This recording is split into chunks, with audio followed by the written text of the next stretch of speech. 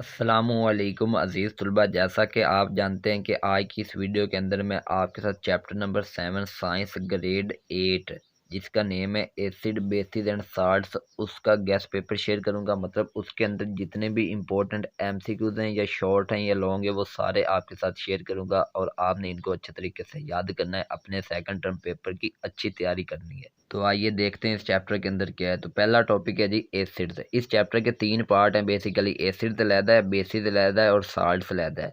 तो तीनों पार्ट अच्छे तरीके से याद करने हैं। किसी वर्जन के अंदर कोई भी मतलब कहीं से भी सवाल आ सकता है। तो एसिड के बारे में सबसे पहले आपने क्या याद रखना है कि the world acid is derived from Latin world acidus meaning सोर। ठीक है, बस इतना याद रखना है कि जो लफ्ज़ एसिड है ना वो लतीनी लफ्ज़ एसिडस से निकला जिसका मतलब क्या होता है खट्टा। इसके बाद आप लोगों को एसिड की डेफिनेशन पता होनी चाहिए और ये लास्ट टाइम सवाल भी आया था डिफाइन एसिड 2 नंबर का। इसका जवाब यहाँ से है acid are defined as the compound which produce hydrogen ions H positive in their aqueous solution. जब आपने एसिड की तारीफ लिखनी तो साथ एक एग्जाम्पल भी दे देनी, जैसे हाइड्रोक्लोरिक एसिड हो गया या सल्फ्यूरिक एसिड हो गया। आगे आप देखें सोर्सेज ऑफ कॉमन एसिड। तो इसके अंदर ये जो आपको नज़र आ रहे हैं ना, ये नेम और सोर्स फॉर्मिक एसिड है, आंट्स, स्टिंग, एस्टिक एसिड है, विनेगर, ऑक्सैलिक एसिड है, टोमाटोज। तो ये लास्ट टाइम आ चुका है कि ऑक्सैलिक एसिड कहाँ से हासिल होता है, तो टमाटो से हासिल होता है। टमाटर से हमें ऑक्सैलिक एसिड मिलता है। तो ये आपने याद रखना है, इंपॉर्टेंट एमसीक्यूज हैं और ये टेबल आपने 7.1 सारा एमसीक्यूज के लिए याद करना है। नीचे देखें 7.2 टेबल के अंदर some important mineral acid and their formula. Hydrochloric acid HCl, nitric acid HNO3, sulphuric acid I2SO4 और फास्फोरिक एसिड H3PO4। ये एमसीक्यूज के अंदर भी आ सकता है। आपको वो कह सकता है which one is a mineral acid और चार नीचे ऑप्शन होंगे तो इन चारों में से जो भी होगा वो मिनरल एसिड होगा। और ये शॉर्ट में भी लास्ट टाइम आ चुका है ये वाला सवाल कि आपने दो मिनरल एसिड के नाम और उनके फार्मूला लिखने थे। 4 नंबर का ये सवाल पिछली दफ़ा आ चुका है, अच्छे तरीके से याद कर लें। आगे ये प्रॉपर्टीज ऑफ एसिड हैं, ये आप सिर्फ रीड कर लें, इनको याद करने की ज़रूरत नहीं। लेकिन इसके अंदर जो आपकी ये प्रॉपर्टी नंबर 7 बन रही है ना, ये वाली acid the react with bases to form salt and water, this process is called neutralisation. तो व्हाट इज न्यूट्रलाइजेशन, ये सवाल आ सकता है। तो उसके अंदर आपने ये मतलब डेफिनेशन लिखनी है और साथ ये नीचे जो इक्वेशन लिखी हुई है ये भी लिखनी है। तो ये सवाल आपने याद कर लेना है, ठीक है। आगे uses of acid, very very very important topic. इस टॉपिक से आपको लाजमी सवाल आएगा, ठीक है, और 4 नंबर का आएगा। हाइड्रोक्लोरिक एसिड के 4 यूज वो आपसे पूछ सकता है, नाइट्रिक एसिड के 4 यूज पूछ सकता है, सल्फ्यूरिक एसिड के 4 यूज पूछ सकता है और इसी तरह ये एक एस्टिक एसिड है, इसके 2 हैं तो ये 2 भी पूछ सकता है। तो ये चारों यूजेस आपने अच्छे तरीके से याद करने हैं। लास्ट टाइम जो सवाल आया था ना वो नाइट्रिक एसिड के 4 यूजेस वाला आया था 4 नंबर का। तो इस दफ़ा ज़्यादा चांसेस हैं कि सल्फ्यूरिक एसिड के आ जाएं, ठीक है, इसलिए अच्छे तरीके से इनको आप याद कर लें। तो यहाँ पे एसिड वाला टॉपिक वैसे ही खत्म हो जाता है। आगे जो टॉपिक शुरू हो रहा है वो 7.2 है, बेसिस अल्कलीज। तो इसके अंदर सिर्फ आपने बेसिस और अल्कली की सबसे पहले डेफिनेशन और एग्जांपल याद करनी। डेफिनेशन और एग्जांपल ये है, alkalis bases are the compounds which produce hydroxide ions OH negative in their aqua solutions. बस इतनी डेफिनेशन और एग्जांपल आप कर लें, सोडियम हाइड्रोक्साइड NaOH। टेबल देखें 7.3 some common alkalis and their formulae. तो ये आपको आने चाहिए, ये एमसीक्यूज में भी आपसे पूछे जा सकते हैं और वैसे भी पूछा जा सकता है कि कोई सी दो अल्कली के नेम और उनके फार्मूला लिखें और एमसीक्यूज में वो पूछ सकते हैं, इसलिए इनको याद कर लें। आगे प्रॉपर्टीज ऑफ बेसिस और अल्कलीज हैं, इसके अंदर आपको कुछ भी याद करने की जरूरत नहीं है, आप सारा स्किप कर सकते हैं। इसका भी चौथा पॉइंट वही है, न्यूट्रलाइजेशन रिएक्शन। तो ये आप ऊपर वाली कर सकते हैं, दोबारा यहाँ से करने की ज़रूरत नहीं है, ठीक है। तो इसके बाद आगे चलते हैं। आगे आ जाता है यूजेस ऑफ बेसिस और अल्कलीज। तो ये इंपॉर्टेंट टॉपिक है, सोडियम हाइड्रोक्साइड के यूजेस, कैल्शियम हाइड्रोक्साइड के यूजेस, उसी तरह अमोनियम हाइड्रोक्साइड के यूजेस।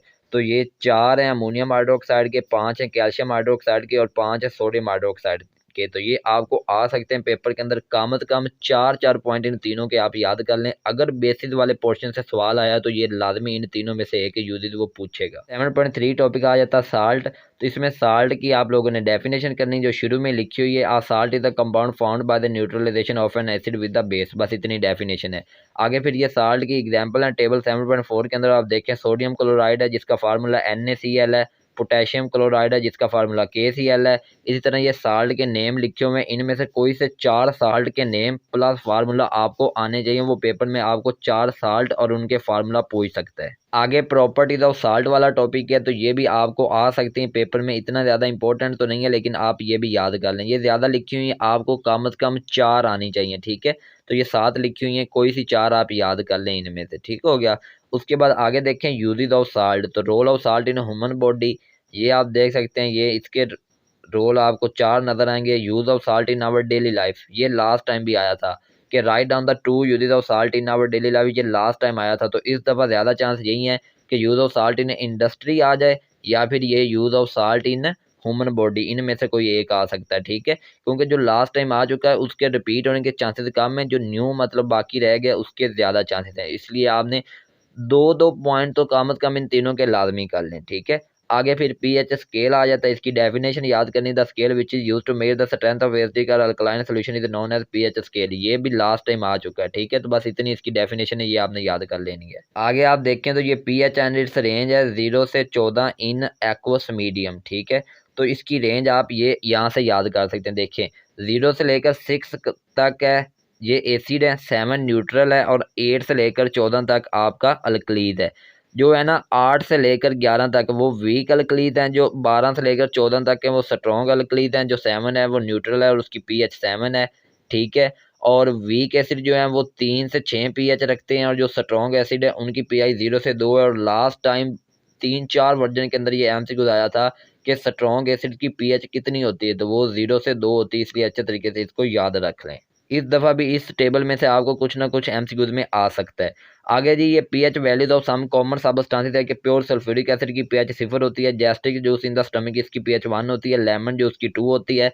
तो इसी तरह ये बाकी भी लिखी हुई हैं, तो ये इतना इंपॉर्टेंट तो नहीं है लेकिन आप याद कर लें। ख़ास तौर पर प्योर वाटर की पीएच कितनी होती है, 7 होती है। खालस पानी की पीएच कितनी होती है, 7। ये एमसीक्यूज आ सकता है। आगे पीएच मीटर है, इसको आप स्किप कर सकते हैं। आगे इंडिकेटर की आप लोगों ने डेफिनेशन करनी है। Indicator is a substance that shows different colour in acidic and basic solutions, ठीक है। और इसकी एग्जांपल ये आपके सामने लिखी हुई है, मिथाइल ऑरेंज या लिटमस है, तो ये आप याद कर सकते हैं, ठीक है। तो आगे ये आ जाता है टेबल 7.6, इसको आप स्किप कर सकते हैं। आगे फिर ये नेचुरल इंडिकेटर 4 हैं, red cabbage, turmeric, China rose and litmus, तो ये चारों एमसीक्यूज में आ सकते हैं। लास्ट टाइम भी यहाँ से एमसीक्यूज आया था जिसका आंसर था टर्मेरिक, लेकिन इस दफ़ा चेंज भी हो सकता है। लेकिन ये नेचुरल इंडिकेटर आप याद रख लें, ठीक है, 4 है। और यहीं पे आपका ये चैप्टर हो जाता है ख़त्म। आगे फिर ये एमसीक्यूज हैं आपकी एक्सरसाइज की, इनको आपने याद कर लेना है, ठीक है। और बाकी कुछ भी इधर से करने की ज़रूरत नहीं है। जितना भी इसमें था ना वो जो जो इम्पोर्टेंट था वो सारा हमने चैप्टर के अंदर ही देख लिया, ठीक है। तो इधर से आपको दोबारा करने की ज़रूरत नहीं है। तो इस तरह आपका ये चैप्टर नंबर 7 जो है ख़त्म हो जाता है। इसी तरह चैप्टर नंबर 8 की अलग से वीडियो आएगी, 9 की अलग से आएगी और चैप्टर नंबर 10 की अलग से आएगी, ठीक है। और सेकंड टर्म का सिलेबस भी यही है कि चैप्टर नंबर 7 से 10 तक आप लोगों ने याद करना है। तो जो आपको बताया है 7वें चैप्टर का वो याद कर लें अच्छे तरीके से। इंशाल्लाह आपका पेपर इसी में से बनेगा। तो मिलते हैं अगली वीडियो में, तब तक के लिए अल्लाह हाफिज़।